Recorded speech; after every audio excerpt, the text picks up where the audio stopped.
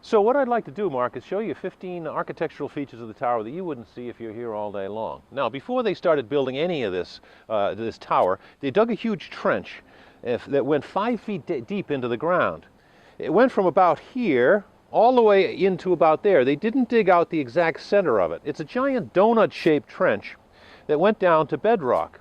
And then underneath where each of these pillars was going to be, they put in 3.5 tons of stone. That's a giant pile of stones that goes 5 feet down into the ground. They dumped in these big rocks, and it's 6 feet wide down at the bottom, and then up at the top it tapers to about 4 feet in diameter. And that's the diameter of the drums. The drum is this lower part of the pillar here.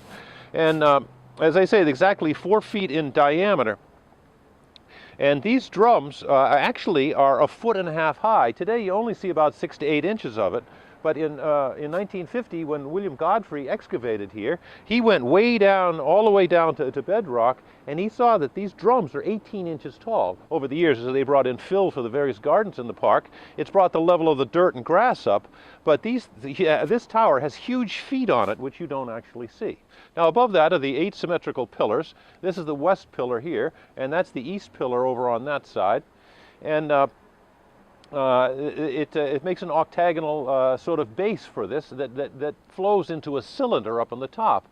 Now that makes a challenging problem for arches, because arches, when they spring from one side to the other, they don't want to be bowed out at all because they could pop out. So there's relative flatness there on all sides. Inside, above each one of these beams, each one of these pillars is a beam socket. That's the eastern pillar beam socket right there. There's another one over there. These beams were 1 foot by 1 foot square.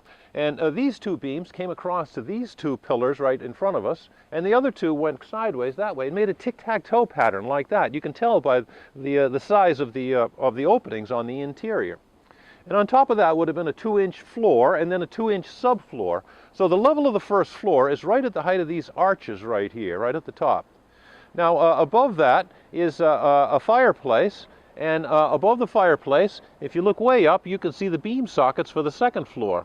There's one there, and then there's another one right there, and there's matching pair on this side here. And between the two is a running mortise, a small ledge that runs around the whole upper interior of the tower.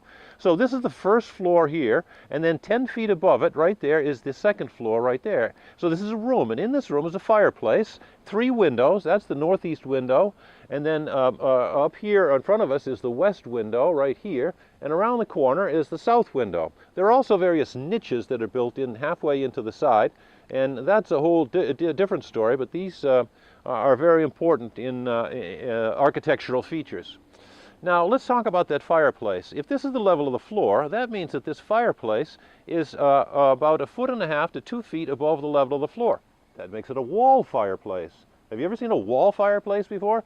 Maybe in some Colorado ski lodge, but in colonial buildings, the hearth is always right on the ground. This is very unusual to build something up like that. The second unusual feature is that it has 2 flues. One goes up the upper left-hand side through the inside of the tower. It's 7 inches by 7 inches square, and exits about 1 foot from the top on the exterior on the other side. The other flue goes between this beam socket and the window, the northeast window, through the fly, and it exits up on the top about 1 foot from the other side. And again, 7 inches by 7 inches. Have you ever seen a fireplace with 2 flues? That's a very unusual architectural feature that most people don't get to see. And what's unusual is that the flues embrace this beam socket. Why would you put a beam socket right there in between the 2 of them? But the third and most unusual feature about this fireplace is that it has an arch above it as opposed to a lintel. Now, an arch is structurally more supportive than a lintel, but it needs support on the right and left sides. On the right side, it's fine, but on the left side, right where it needs all of its support, they put the window right there. Do you see that architectural detail? Boom, boom, boom, boom, boom, boom, boom. And that's right. Why didn't these obviously talented stonemasons simply move the window a little over to the left to give them a little more grace? Well, that's a very important architectural clue because it involves the archaeoastronomy that's involved in the tower, which I can show you in a little bit. Now, the entire tower on the exterior has these ledges that stick out. There's one over each one of them, and the Viking and Templar people will tell you that there were beams that rested on these little ledges and that came out to posts someplace out about here, or even further, maybe to here, and then there were beams. So this was a circular ambulatory where the priests would walk around and say their prayers. Bzz. I disagree for 4 reasons. First off, these pieces are made out of slate, and slate is a breakable material. Why would they do that? Secondly, why wouldn't they use a beam socket like they did on the inside of beams there? There's no beam socket here. And thirdly, why would they cantilever this piece of fragile slate, make it more susceptible to breaking? So I think those ledges were for something else. I believe that they held an entablature. Entablature is a horizontal piece in classical architecture, and I think that there was an entablature 2 feet high that spanned all the way around the building.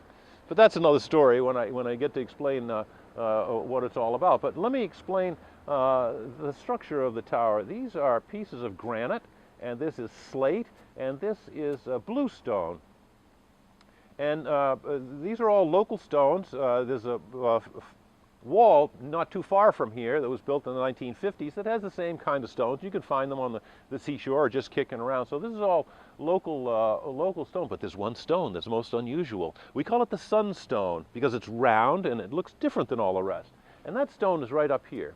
The Sunstone, you can see, is perfectly round, and on a really bright sunny day, when the sun is late in the afternoon, the sun bounces off of this, and you can see that there are all these fine little pink crystals in it. It's just a beautiful stone, and beneath it is a stone that has cut shoulders on it. You see there's a shoulder there and another shoulder there, and the whole thing represents a symbol. Well, I showed this to the Templar people, the people who think that this was built in 1398 by the Templars. And right away they said, oh, well, that's the Templar symbol. And the Masons still use that symbol today, the keystone. And I say to them, well, I'll give you 4 reasons why that's not even a keystone. The first reason is that it's not even in the center of the arch. This is off-center. The center of the arch would be right here. This is off-center to the right a little bit. No good architect would put a keystone off-center. Secondly, this is not exactly ashlar construction where all of the stones have been pre-cut and the V in the middle that holds them. That's what a true keystone is. Thirdly, there's no other true keystones in any of the other interior or exterior arches. If they were doing keystone construction, they would have done it on all the arches. And fourthly, there's something very special about this stone that's beneath, right on the other side, on the interior. If you go inside, right on the back to back about this, which I'll show you when we get to the other side. Now, let's just take a quick look at the windows. Here's the west window here, and this one is the only one that has a relieving arch above the lintel. You'll see that it's got these pieces that stick up. That takes a little of the pressure off of that lintel, so it'll last a little longer. Very important architectural construction technique. And the window is splayed. In other words, it goes in and out on the sides. It's not flat on the sides of it. And that's a very unusual thing. And but the most unusual thing about this west window is that if this is the level of the floor from the interior, we know that it's right at the height of these arches right here. That means this window is 2 feet above floor level and it's 2 feet high. What up with that? That means you've got to bend over to look through the window.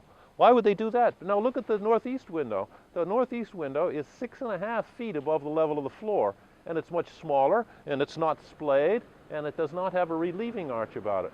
Why would you have 2 windows, different sizes and different shapes? Kind of a curiosity.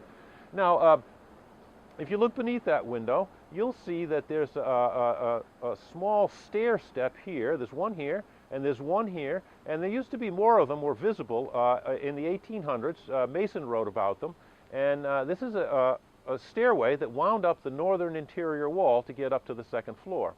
So there would have been pieces of wood that jutted out from there, and they were probably supported on the inside. And it starts right from the fireplace and wraps right around.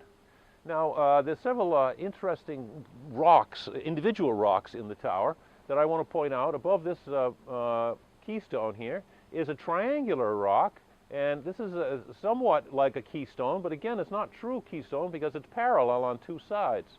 Very unusual rock, which has more hidden meaning, I think. And then the Viking people will tell you that on this rock, these 3 lines here, which are a little hard to see in this lighting, but on a sunny day, there are 3 diagonal lines. They say that that represents the year 1150, written in some kind of Viking language. But to me, it just represents a couple of scratches on a rock. I don't think that that's really an inscription. The third rock I want to show you is this black rock right here that has the pock mark on it. This is a piece of Cumberlandite or rhodite, and this is the state stone of Rhode Island, Cumberlandite. It's only found in one place in the entire world, in Cumberland, Rhode Island, in a mine called Diamond Hill, which is a volcanic eruption from years ago. And it was mined in the early part of the century because it has a high iron content, but they found out that it was too brittle when they made cannonballs out of it. They just exploded. But the unusual thing is that this has a magnetic quality. If you were to put a magnet on it, it would stick to it. And it's the only piece of Cumberlandite in the entire structure. Now, what's unusual is that it's in the south pillar here, but it's not directly in the center of the south pillar. It's off to the left. Well, the entire tower, I call these the north pillar, south pillar, east and west, and in the in-between cardinal points. But the entire tower is actually off by 3 degrees counterclockwise. Well, what that means is that this stone right here is directly on the north-south line of the tower. There's something very special going on with that rock. Whoever built this tower put that in there intentionally. The Cumberlandite was actually sacred to the Nipmuc Indians who lived in northern Rhode Island, but it can also be found locally here in pieces of it. I found one on the seashore not too long ago. Now, but it is very rare. I've only found one piece in the years I've been searching. Now, this is the south window. Now, again, this does not have a relieving arch on it like the west window. It just has one big black rock on top of it, and it's splayed as well. The sides go inside and outside. But the unusual thing here is that this is the level of the floor. That means this is about 3.5 feet above the level of the floor, and it's about 2 feet high. So all these 3 windows that are in the first room of the tower are at different heights above the ground, above the first floor. They're different sizes. Some of them have splaying, some don't. Why would they have 3 asymmetrical windows when they have this beautiful symmetry of the arches and pillars down below? Now I'll show you the northeast window, and that one's the most unusual because it's the smallest of the 3 windows, and it's not splayed at all. In other words, it goes straight in on both sides. You can see that it's about 6.5 feet above the level of the floor. And it does not have a relieving arch above it. It simply has one little small rock above the lintel above it, and the sides, as I say, are not splayed, except the left side is splayed in a little bit. It tilts in a little bit this way. This is to accommodate the arch in the fireplace on the interior of it. So they did an accommodation for that. It's almost as if they really needed that window to be in that place for archaeoastronomy. Now come on over here and I'll tell you some things about the interior of the tower. In the early 1990s, Professor William Penhallow from the University of Rhode Island found several astronomical alignments in the windows of the tower. Penhallow said if you come here on December 21st, the winter solstice, the sun comes up behind that flagpole over there, and it shines through the south window, and it makes a small patch of light just to the left of the west window at around 7 o'clock. About a half an hour later, as the sun rises, it goes through both windows, the south and the west window, to a point on the northwest corner of the park where you can observe the light shining right through the building. About a half an hour later, the sun works its way down, and at exactly 9 o'clock, it illuminates this egg-shaped rock that's in the center of this arch right here. Well, again, it's not in the center of the arch, it's off to the right a little bit. This is not exactly a keystone, but here's the special thing. Directly behind it, on the other side, is the round rock and the rock with shoulders on it. Ooh, someone's trying to tell us something about light, time, and the seasons. So when this gets illuminated, it's a very special event, and then the sun will slowly work its way down here, and there's another event where the sun comes through the south window, and it shines right onto the ground on December 21st at noon.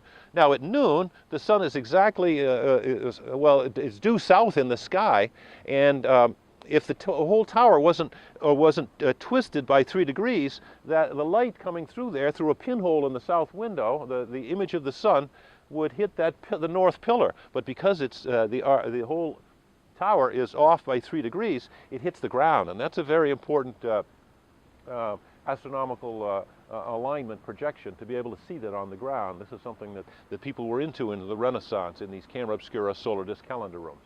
But that's sort of another story. Well, let's talk a little bit more about the interior of this window. You'll see the relieving arch on the upper part of this is the west window, And then above that, you can see the beam sockets for the second floor. There's one there, and again, the running mortise that runs around the entire upper interior of the tower. And then there's another interesting niche here that has to do with calendrical time. And then on this pillar right here, you'll see a patch of white material. This is plaster, or pargeting. And the entire tower was once covered with this white plaster inside and out. It's the same material that they used here on in between all of the stones in the interstices, and it's a mixture of crushed seashells, sand, and gravel to make this cement, basically. And they used it inside and out, and we know that the entire tower was covered with that because you can see it on the interior of this niche here. You can see it on the interior of some of the beam sockets. So they were plastering everything as they went. Now, would they have left it to be a giant white elephant like this, a giant plaster? I don't think so. In medieval and Renaissance times, they had a technique called sgraffito, which meant they would plaster something over and then faux paint it to make it look like marble or stone. They would actually draw lines on it, or scratch lines and painting, and embed it and make these lines, and they would put words and scriptures on it, and they would put textures on it. The whole thing had a whole different look than what you see it as right now. So that's a clue as to who might have built it. The other clues in here are the astronomical alignments, which I'd like to show you next.